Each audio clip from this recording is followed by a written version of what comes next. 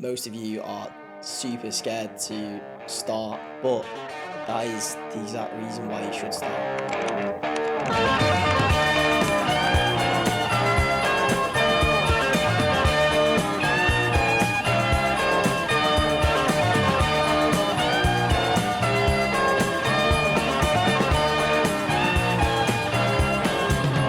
What will you do when you get older?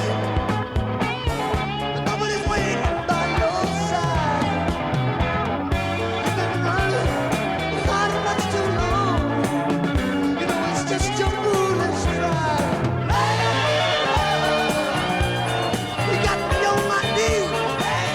Today, I'm going to tell you why you shouldn't come to Bali, and then I'll tell you when you should.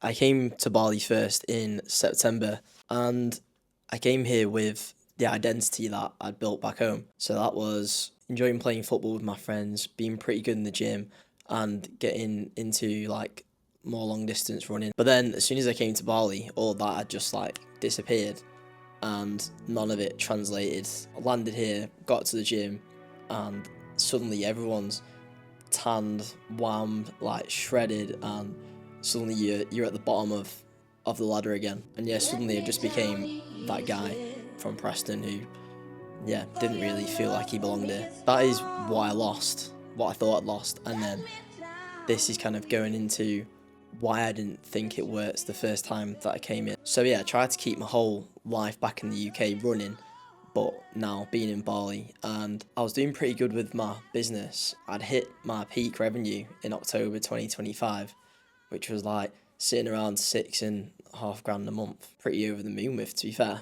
But then here's the downside.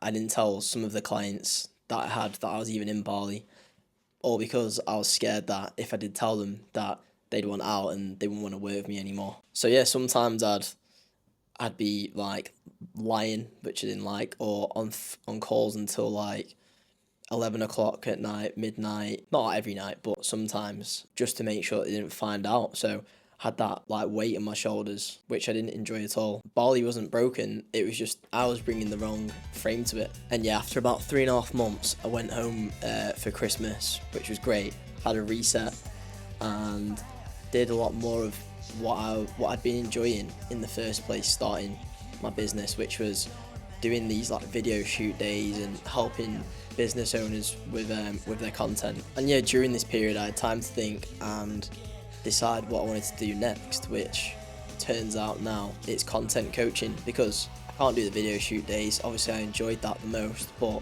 while I'm here, that is the closest thing to it. So in the end, the decision wasn't about Bali, it was about what aligns mostly with what I enjoy doing. And then yeah, this time, the second time coming here in February, I come back with a lot more acceptance that yeah, I'm definitely not the best at what I'm doing in a lot of areas of my life, especially around a lot of these like high achievers here. That's the whole point. That is the good thing, because if you're hanging around with people that are smashing it in most areas of the life, then it only makes you want to do better for yourself. So yeah, what I'm trying to say is that being the best in the room makes you feel good, but being the worst in the room makes you that bit sharper. So this time, rather than trying to hang on to all the stuff that I feel like I was good at and lent on for identity at home. So yeah, started doing new things such as Muay Thai, dialing it in at the gym with a new coach, still playing paddle, same as last time, but probably enjoying it that bit more now. And yeah, I didn't do all this because I needed to get my edge back. I started doing all this because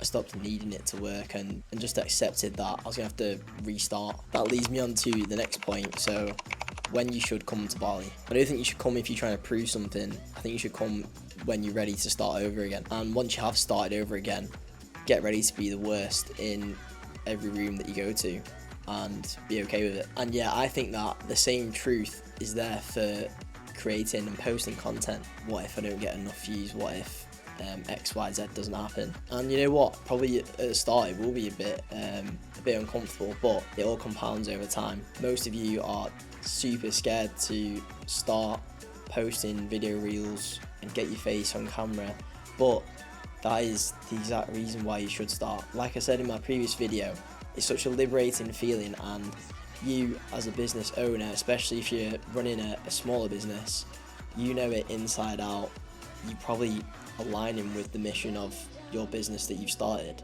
So who better for that information to come from than you yourself? I'm now practicing what I preach. I'm Tom, and remember, being the worst in the room is a good thing. And if you want to see how the rest of my content plays out, you can find me on Instagram. I'll put the link in the description. Catch you in the next one.